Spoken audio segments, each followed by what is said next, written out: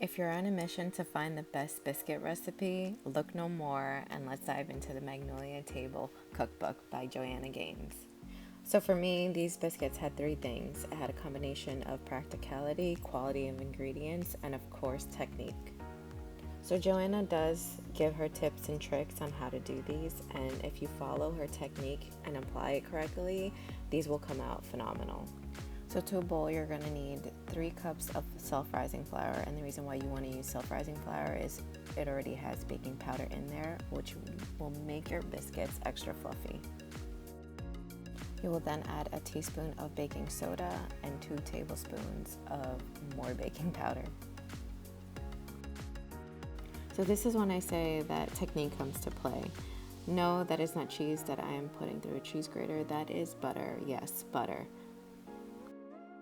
So what you're going to want to do is take your sticks of butter and put it in the freezer for about 15 minutes.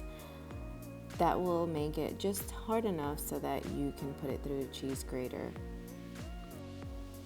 Grating your butter through a cheese grater really ensures that your butter is small enough to be able to easily form with your flour. It combines so well and mixes into a very shaggy flour consistency. So in goes my eggs, which I then added little by little. That way it gives me full control of the consistency and how well I want it to be incorporated. You're then going to get this really shaggy dough consistency, and that's what you want to build your biscuits. And in goes my buttermilk, and just like the eggs, I'm going to put a little bit at a time so I can control again how well I want it to be formed, and also it's going to be easy for me to work with. You're going to give this a rough toss. Again, this does not have to be perfect or super moldy or anything like that. You just want it to be shaggy and kind of like a messy dough. Then throw a cling wrap on it and put it back in the fridge for about 20-30 minutes or 3 hours depending on how much time you're working with. Throw a little bit of flour on your pastry board and start working.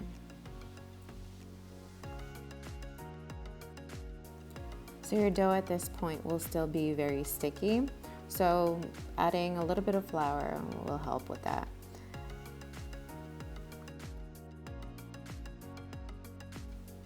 So using a rolling pin is really not necessary, but I just did it because I wanted it more flat than I knew my hands were able to do. And then you start cutting out your biscuit pieces. It should be about 1 inch thick.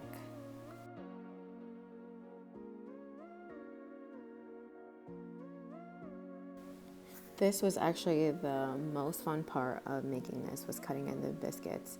And once you've got all your biscuits cut out, make sure that they're all hugging and tight and snug in your baking sheet because they do tend to expand. Then you're going to take 1 egg and 1 tablespoon of buttermilk, mix that together, and then you're going to brush it on your biscuits before you bake. This gives it that nice golden brown color on top and a nice flakiness when you go and bite into a biscuit.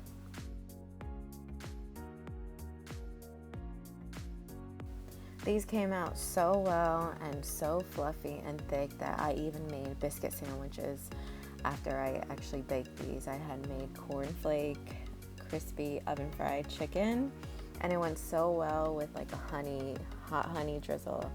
Just phenomenal. You can also make these into like eggs Benedict.